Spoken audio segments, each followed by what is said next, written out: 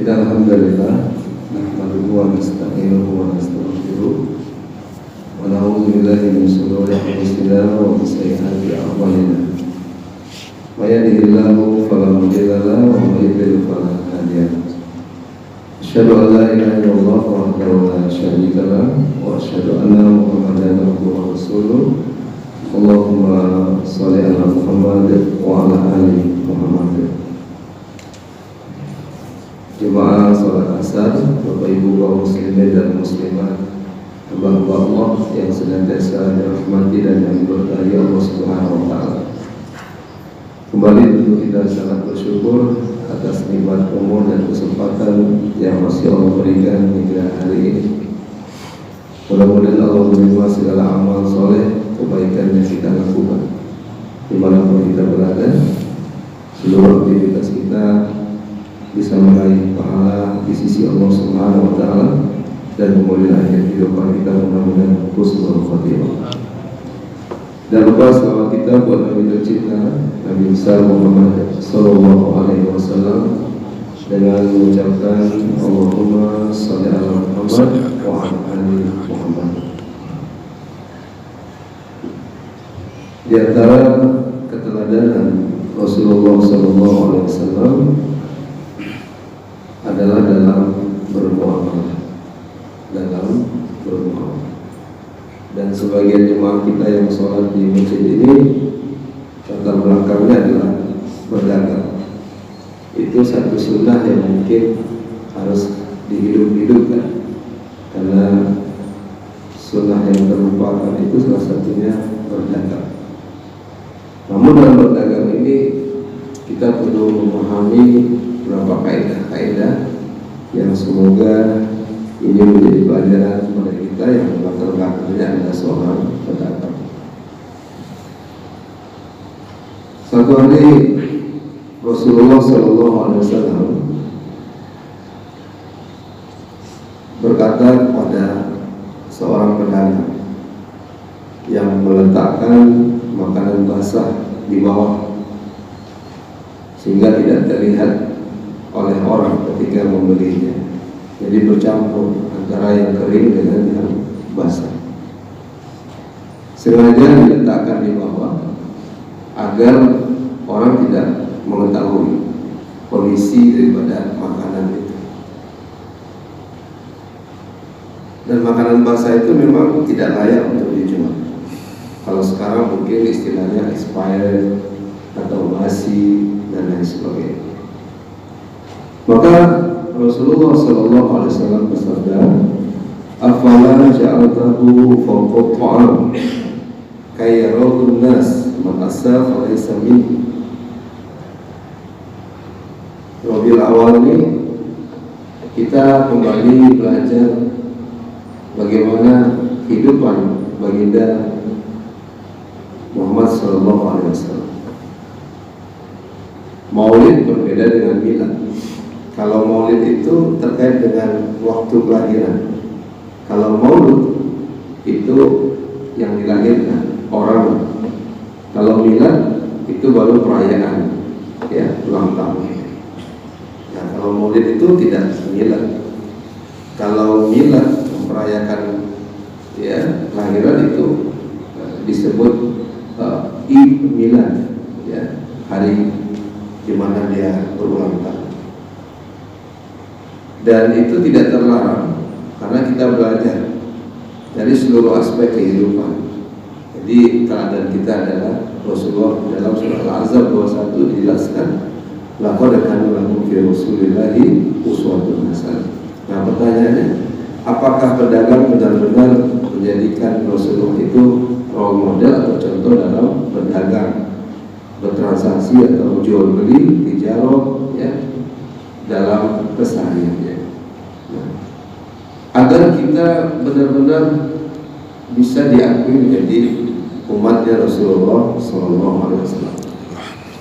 Nah, dari terjemahan ya, sabda Nabi ini yang disebut Muslim, mengapa engkau tidak meletakkannya di bagian atas makanan basah tadi, agar orang-orang dapat melihatnya?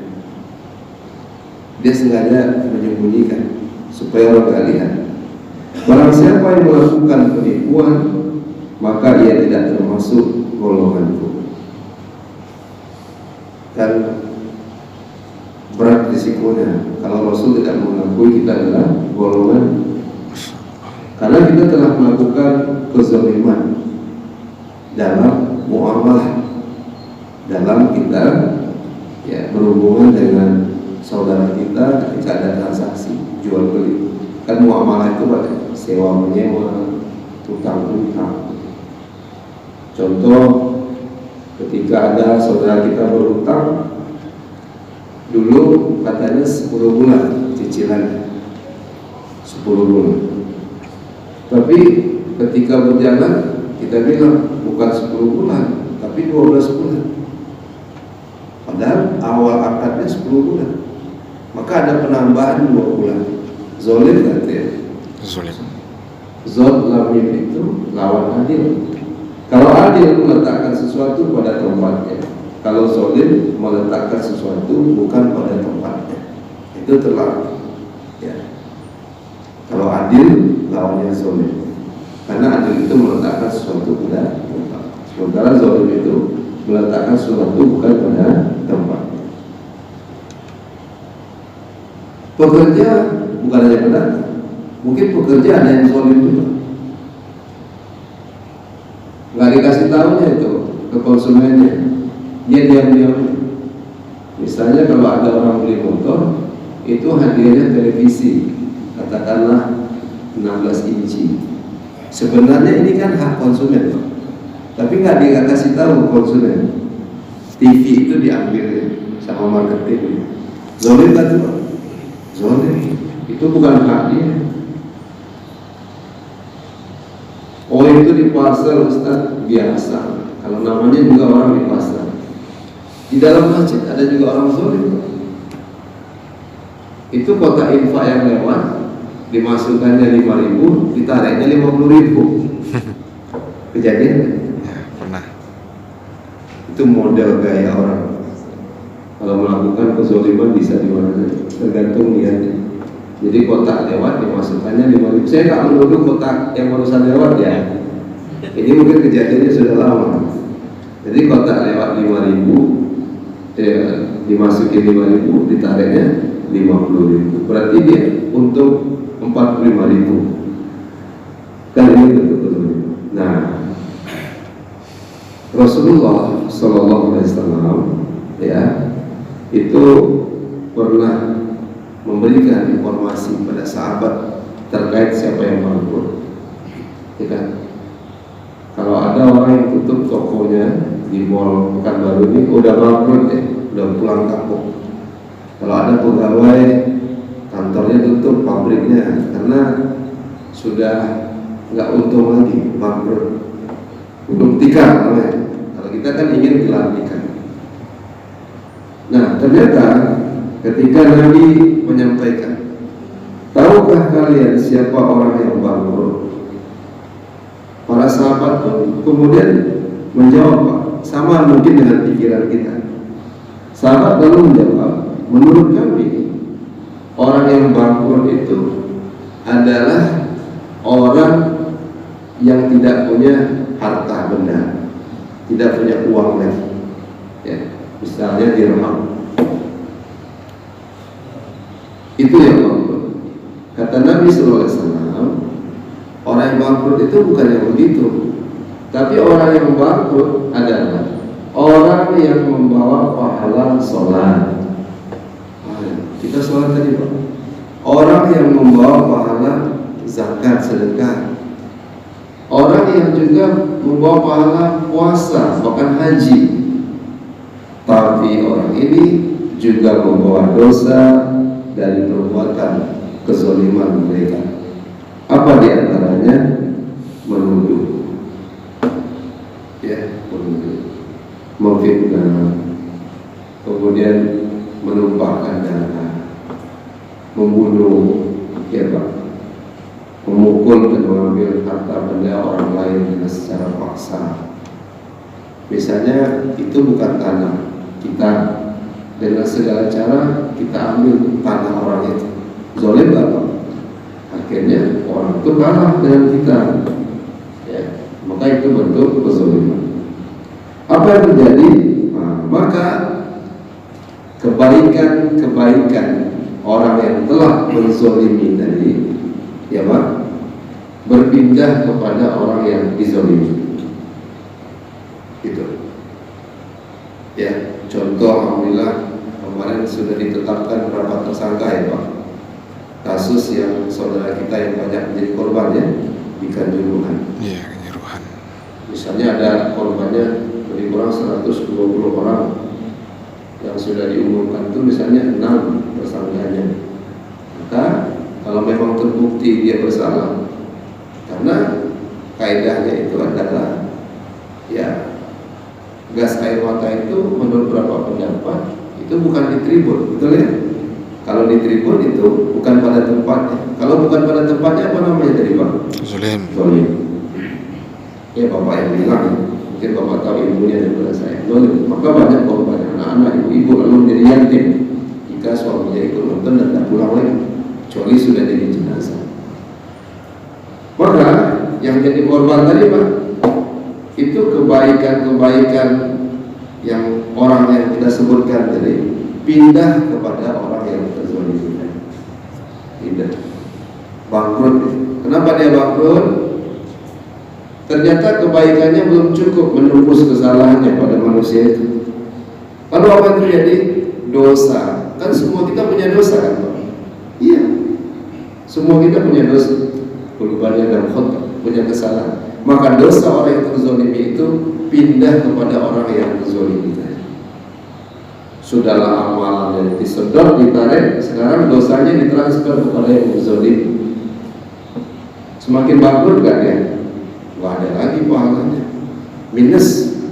Dagang aja kita gak mau minus, dagang aja kita gak mau defisit.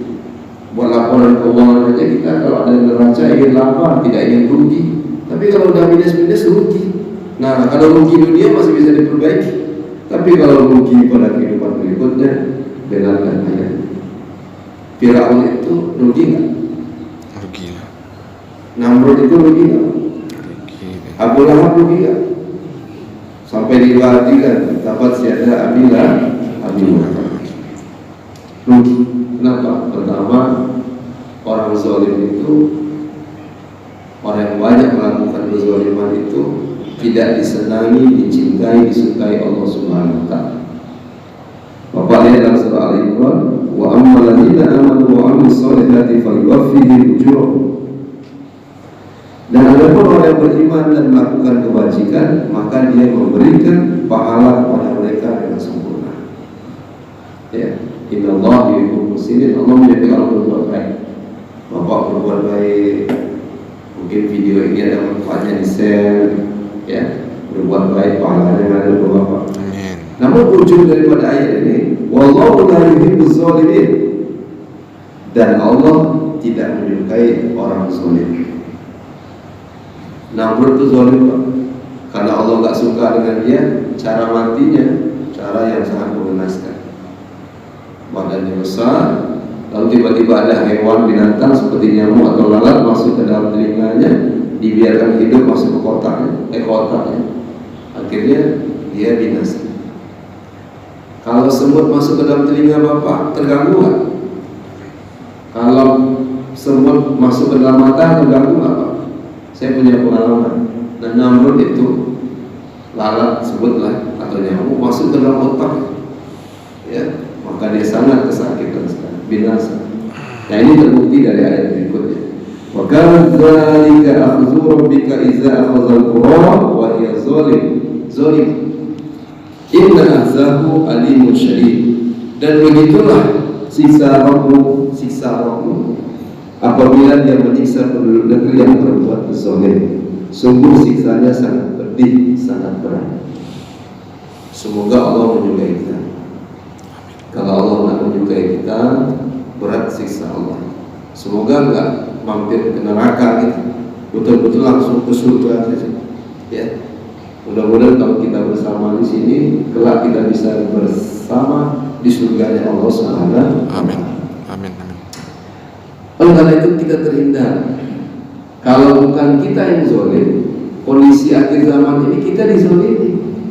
Betul Pak? Kita dizolimi. Ya. Bapak pulang kerja malam, ya kan? Kemudian motornya dirampas, dipukul dari belakang. Maka ada doa, Rabbi najini minal qaumiz zalimin. Ya Tuhanku, selamatkan aku dari orang-orang yang zalim itu. Ini doa ini Pak, diulang-ulang. Rabbi najini minal qaumiz zalimin. Ya Tuhanku, selamatkan aku dari orang-orang zalim. Contoh, na'udzubillah. Bapak keluar kota, tapi kemudian ada laki-laki yang merayu istri kita, kemudian memperkosa, na'udzubillah, dengan paksa, atau anak perempuan kita. Zalim tak Allah ini Pak? Kita berdoa, semoga Allah jauhkan kita dari orang-orang zalim. Orang zalim itu setiap masa ada. Ya. Di kurun waktu perjalanan hidup manusia ini ada masa Namrud di masa Ibrahim, ada Firaun di masa Musa alaihissalam, dan seterusnya. Nah, orang berbuat zalim. Tapi sekarang, ya, kita sudah berdoa agar orang tak berbuat zalim kepada kita. Tapi ada orang melakukan kezaliman dalam bentuk yang lain. Lalu Bapak diam, ya. Lalu diam. Misalnya gini, apa istilahnya jual orang itu ya? Human traffic ya. Saya kurang pas istilahnya. Dulu dijanjiin kerja, ya kan? Tiba-tiba lama-lama akhirnya bukan kerja yang didapatkan, tapi dipaksa untuk na'udzubillah menjadi PSK. Nah, maka ketika kita mengetahui ini, minimal kalau dia minta tolong, kita tolong.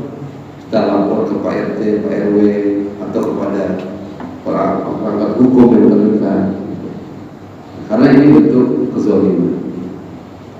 Tapi kalau kita membiarkan kezaliman di mana-mana gitu ya, dan kita tidak melakukan kezaliman itu, maka jika engkau melihat kezaliman itu, iza ra'aita ummati tahabu zalim an takuna lahu anta zalim faqad tu'adi abin.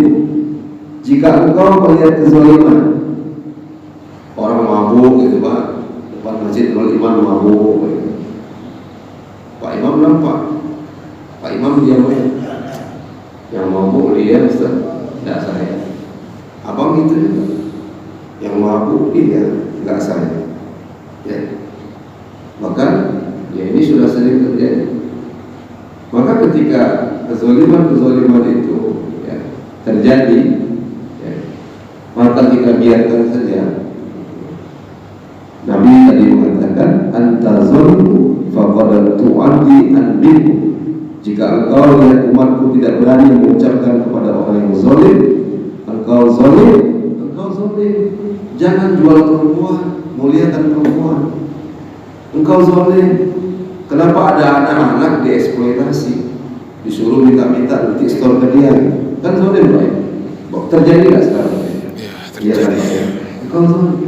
Katakan sama dia zalim. Kalau tak berani mengucapkan kepada orang yang zalim itu dengan kata zalim, maka dia adalah bagian dari mereka.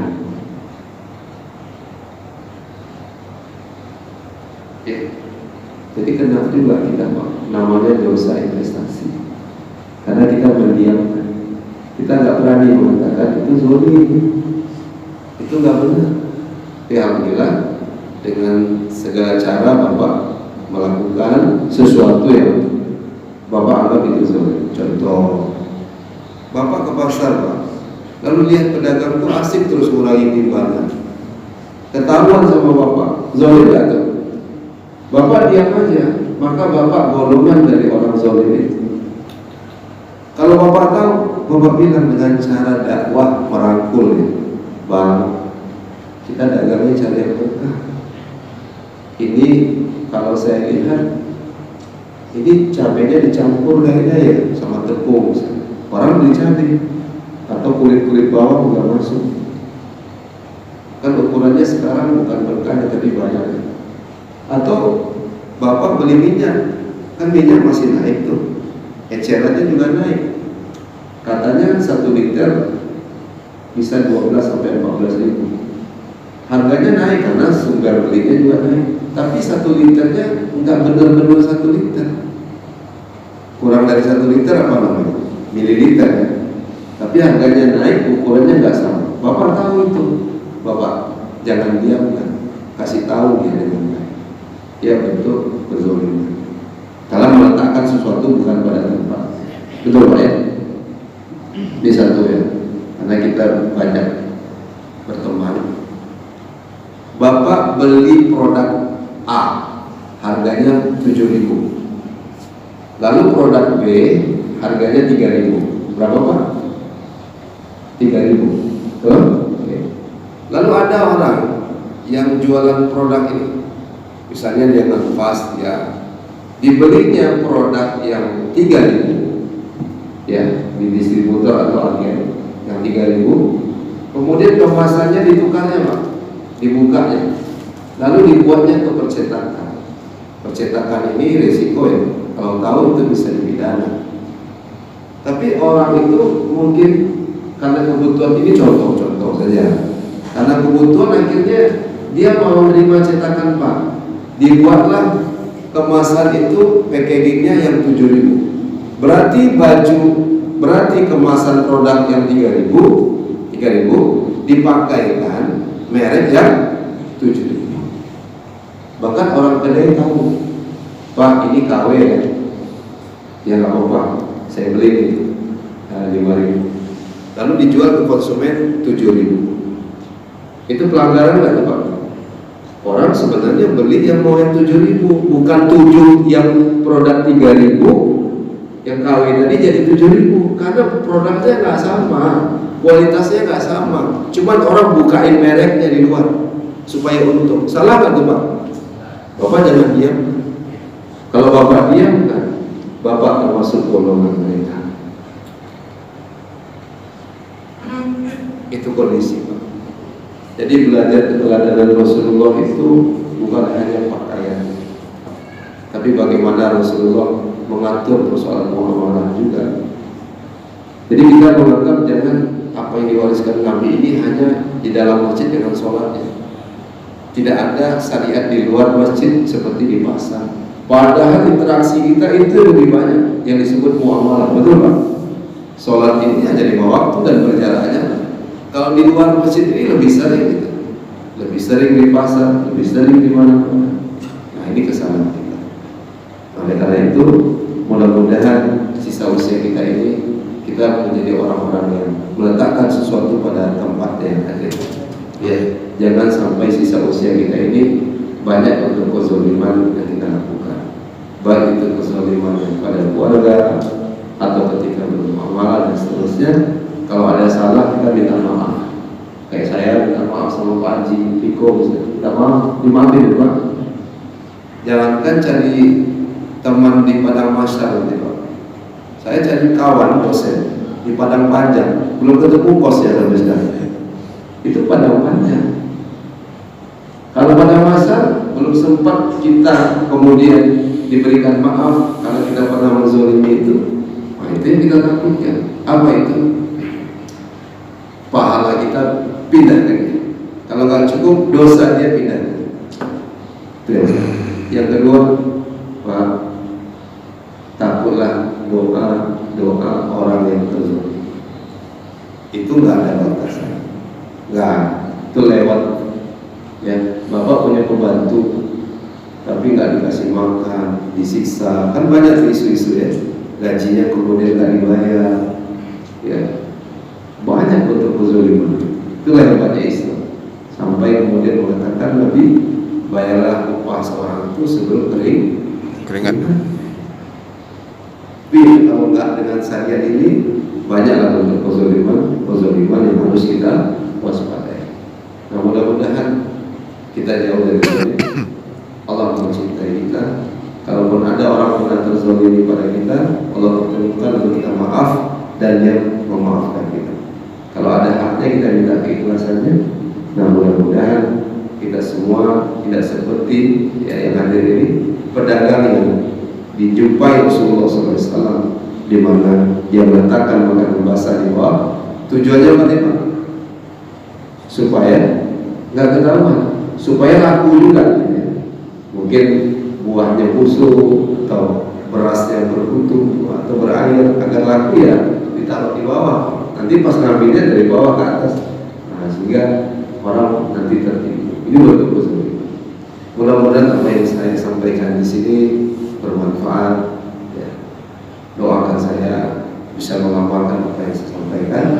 Lebih dan kurang saya minta maaf. Kita akhiri dengan doa kafaratul majlis ilmu. Subhanallahumma wa bihamdika asyhadu an la ilaha illa anta astaghfiruka wa atubu ilaik. Terima kasih atas perhatiannya. Assalamualaikum warahmatullahi wabarakatuh.